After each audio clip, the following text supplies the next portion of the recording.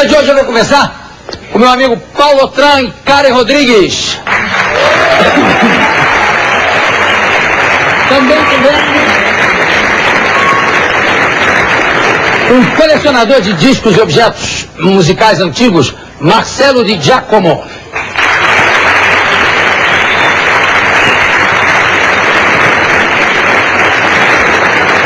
Ele tem carinha de colecionador mesmo, mas dá um close nele, olha. Carinha daqueles colecionadores bem doidinho, olha só.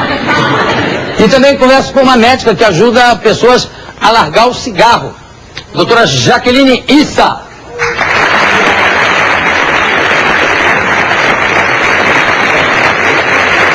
Inclusive você vai poder exercer o seu talento aqui com o meu amigo Paulo Otran, que parou, tá impressionante o que o Paulo botou de ponte, uma loucura, parou de fumar e como ele é sem vergonha, voltou.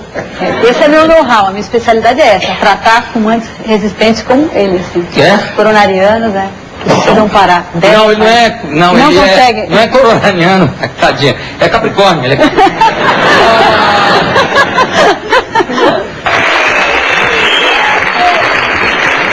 Bom, gente, vamos conversar agora sobre... Paulo acabou de sair daqui, vai parar de fumar por causa disso. Porque ela ajuda as pessoas a parar de fumar.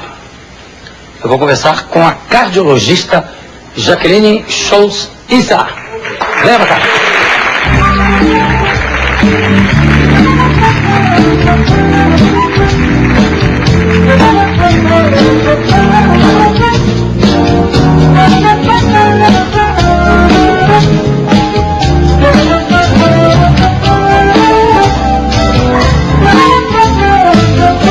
Mas aquilo que eu estava falando é realmente verdade, né? Aquele negócio de parou de um dia para o outro. Mesmo que a pessoa vá parando aos poucos, o dia D, um dia parou de um dia pro outro, não é verdade? Você sabe que o dia D, a maioria dos fumantes tem muito receio. Muitas vezes quando você indica um tratamento, fala, você vai colocar o adesivo, nesse dia que você colocar, por favor, você não fume. E é um pânico para muito fumante, porque os fumantes que têm nicotinodependência, até não por terem tentado parar de fumar, mas por circunstância até, foi fazer um voo, ou porque foi fazer um exame, ficou hospitalizado por um dia, não pôde fumar, e aquelas horas de privação para ele, no seu inconsciente, já é uma coisa terrível. Então ele fica, bom, se passei algumas horas sem fumar, foi péssimo, imagina passar minha vida inteira. Então é aí que a medicação entra como uma coisa realmente de suporte, que ajuda mesmo o nicotinodependente, porque nem todo fumante é nicotinodependente. Né? Você falou uma coisa interessante, nem todo fumante é nicotinodependente. É. Qual é o outro tipo de dependência que faz a pessoa fumar? Basicamente, você observa o comportamento das pessoas. Então, o álcool... Desculpa, agora que eu entendi a sua pergunta. Eu vi que você ia responder atravessado no limite. Não. O álcool é uma dependência que está associada ao tabagismo, mas principalmente no sexo masculino. Os homens têm essa relação mais frequente, ou seja, ao beber, necessariamente fumam e fumam mais. Então, essa relação é mais mesmo sem ser nicotinodependente? Não, geralmente são. Não, eu estou perguntando quando não é nicotinodependente, então, qual é a dependência que faz ele fumar? Não é, é um comportamento, ou um grau de dependência relacionado, por exemplo, ao fumante do prazer. Aquelas pessoas, você observa através do comportamento, isso você observa quem é nicotinodependente e quem não é.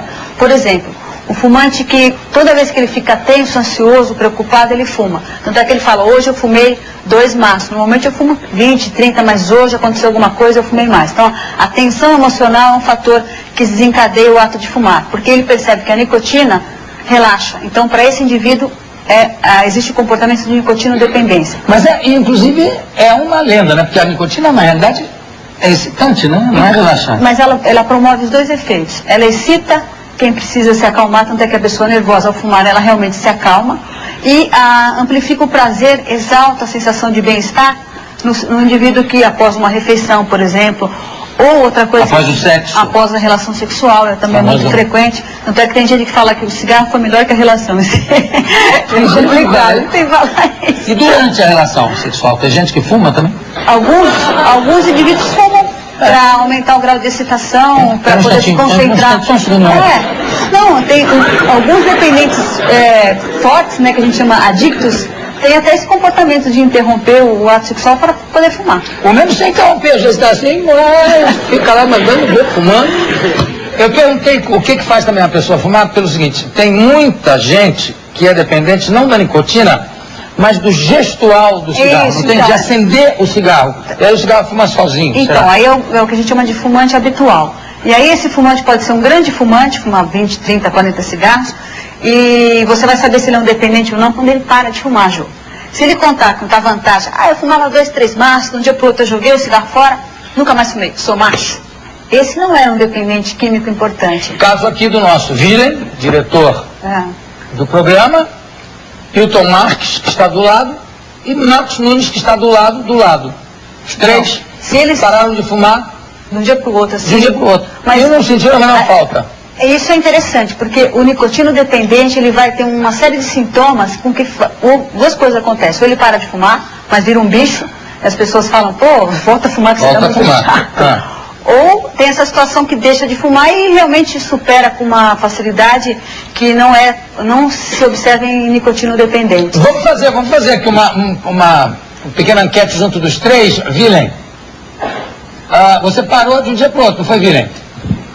Foi, mas eu tive um truque. Posso falar qual foi o truque? Pode, mas põe o microfone direitinho, não precisa ficar segurando. Eu tenho que segurar, infelizmente. Então tá bom, vai. É o seguinte, a gente acha que é impossível parar de fumar. E eu fazia o seguinte, quando eu sentia aquela vontade de fumar, eu segurava aquele minuto só, aqueles 2 minutos, que não passa disso. Aí você se distrai. Aí na hora do outro cigarro, daqui a 20 minutos, volta a fissura de novo. Aí você se segura durante 2 minutos, que não passa disso. Aí daqui a meia hora, o outro cigarro. Então você tem que segurar, não é que você vai ficar o dia todo com aquela vontade de fumar. É só segurar aquele tempo e aí você vai passando cada vez a menos vontade de fumar. Você fumou quanto tempo e quantos maços por dia? Eu fumava 1,5 maço e acho que fumei 15 anos. Hilton Marques, quantos maços? Eu fumava uns 2 maços por dia. E parou de estalo? Parei de estalo. Há quantos anos? Eu me lembro. Eu vi uma reportagem numa revista, muito grande a reportagem, falando sobre os malefícios do fumo, associando fumo a câncer. Já tinha tempo que se falava, mas essa reportagem era realmente uma coisa muito crua. Eu parei de fumar em 78, muito tempo. O Max também parou no mesmo ano. Max Nunes também em 78, né, Max? Eu fumava tudo. Cachimbo, charuto, 2,5 maços de cigarro, e acabei. Um dia, eu não parei de um dia para o outro, parei de uma noite para outra. Fumava tudo, uma maconha de vez em quando. Não, isso não. 3 exemplos, pessoas que pararam de estalo. Então, o primeiro que falou, qual é o nome dele? Vilen. O Vilen. É um de cabeça grande? Então, o Vilen. ele provavelmente...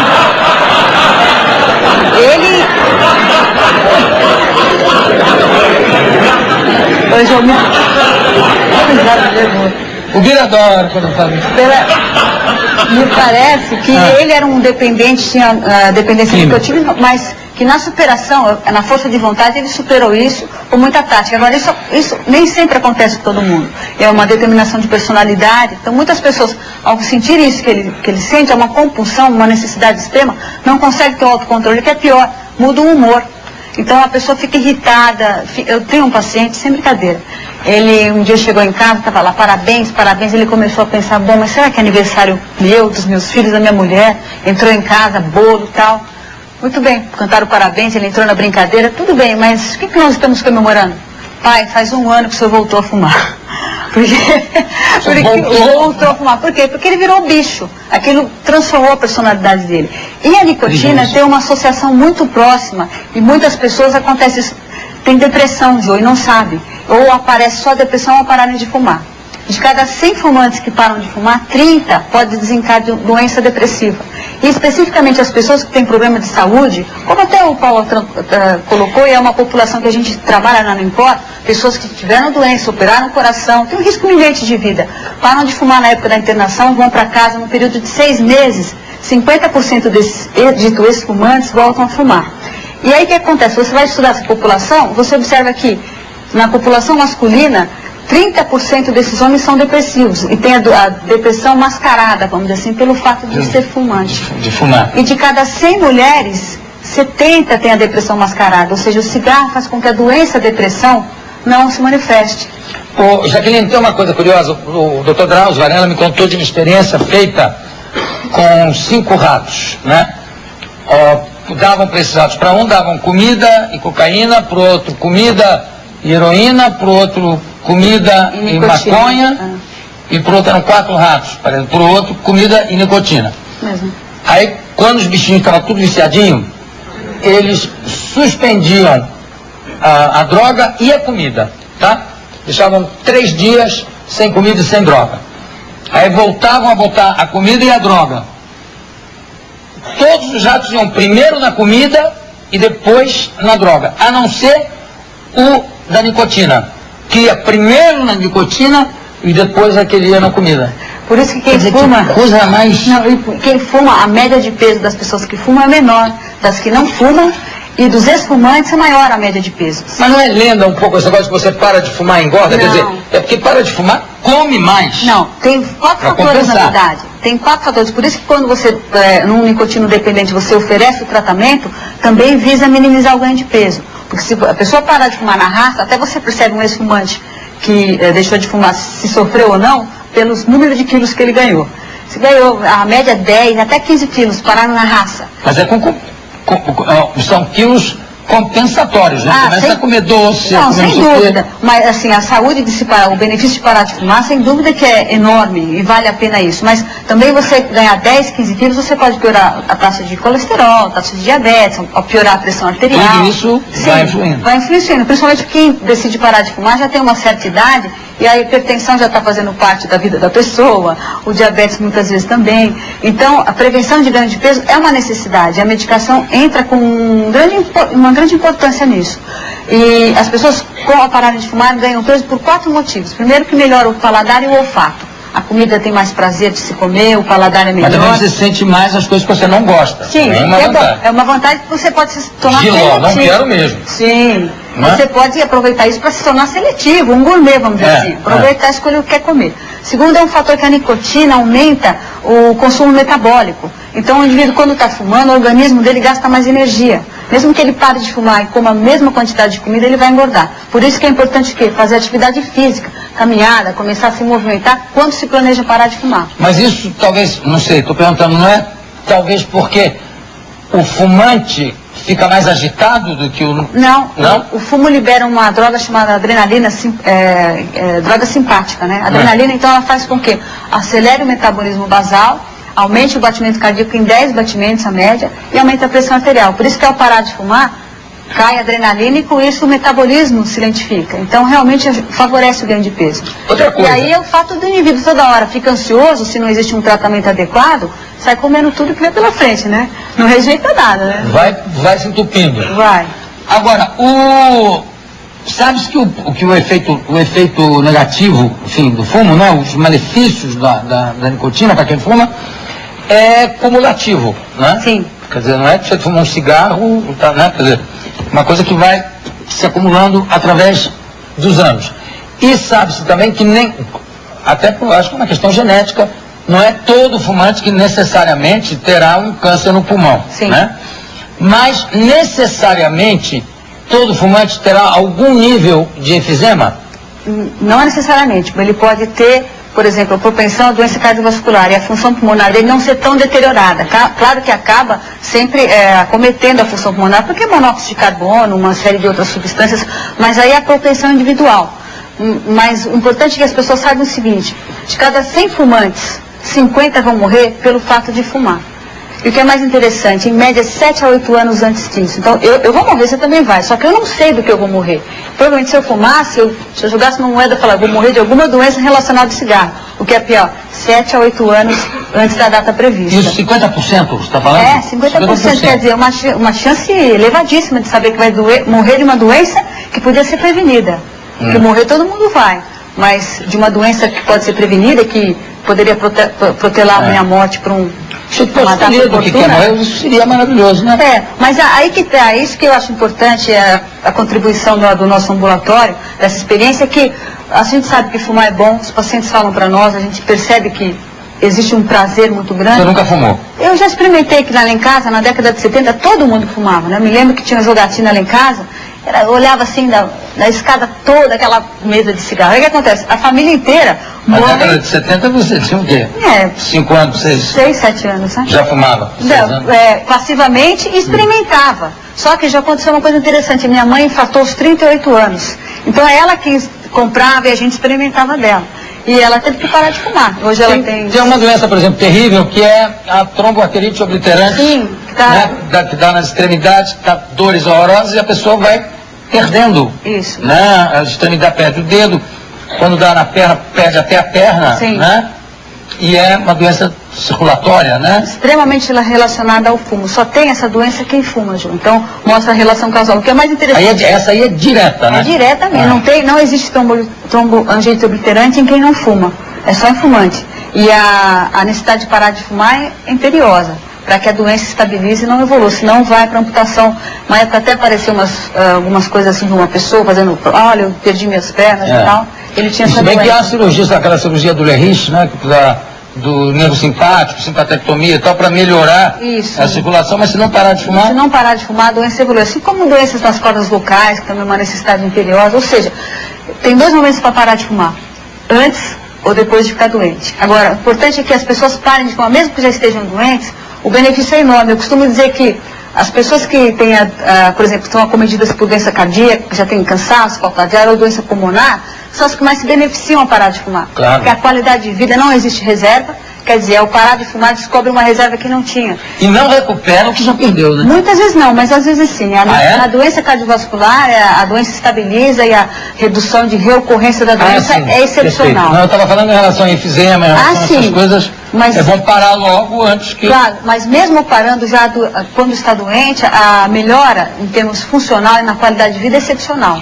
Isso que a Karen falou aqui da hipnose. Então, é tudo um método considerado placebo, porque no universo do fumante tem aquela situação que eu te falei. Tem os fumantes que têm nicotina dependência e aqueles que não têm. E você observa através do comportamento. Então, a hipnose, a auriculoacupuntura, como placebo. Provavelmente, exatamente, não é uma pessoa nicotina dependente, é um fumante ou do prazer, ou um fumante habitual que de repente decidiu, eu vou parar de fumar, e para e não tem o que a gente chama de síndrome de abstinência. O nicotina dependente, quando ele para de fumar na raça, ele vai ter os sintomas de abstinência. E são terríveis. E hoje em dia não tem sentido você propor a uma pessoa que tem essa síndrome de abstinência uma terapia onde ele tem que enfrentar a abstinência por conta própria, na raça, se existe alguma coisa que vai amenizar o sofrimento. Aqui tem deixar de fumar. Fumar é gostoso. Parar é ainda melhor. Doutora Jaqueline Scholz-Issa, da MG Editores.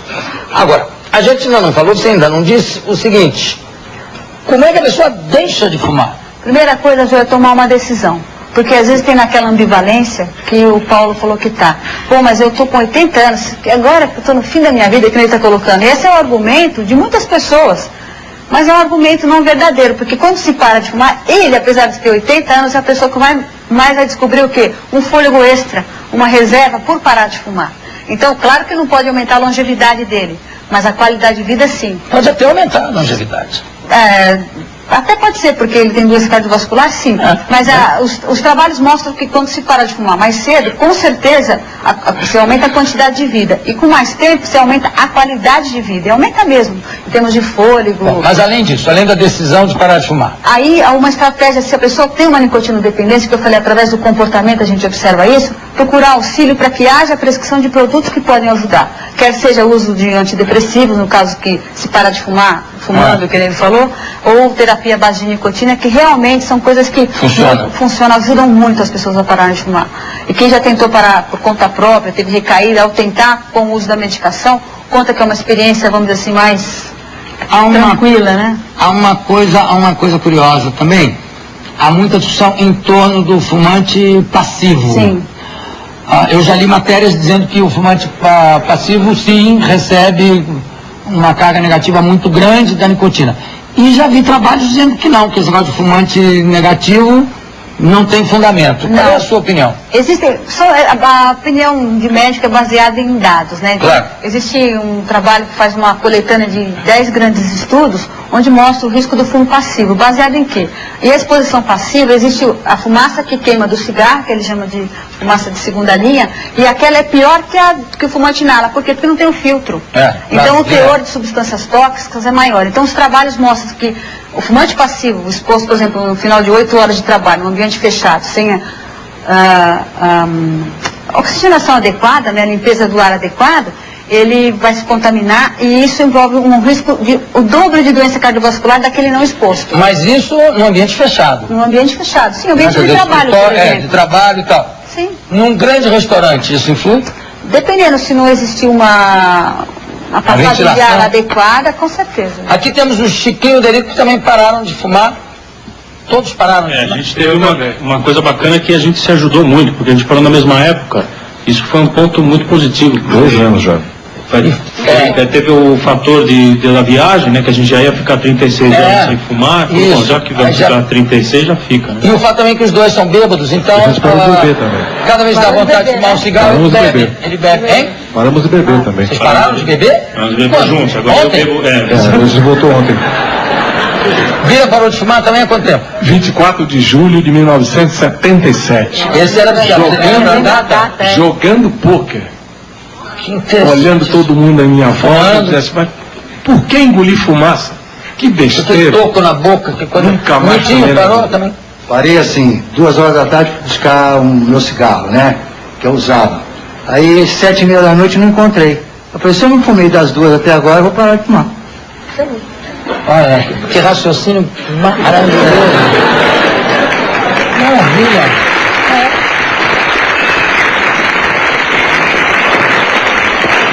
Maravilha. O Tomate fuma um pouquinho, né, Tomate? Ainda sou meio burrinho, ainda fumo um cigarrinho de vez. Já o nosso maestro Osmar, com toda a tradição zen que ele tem, indiana, ele fuma um cigarro Cigarro de palha. de Mas eu palha, fumo 3 é a 4 normal. cigarros. E aqueles indianos que você fumava? Não, nunca.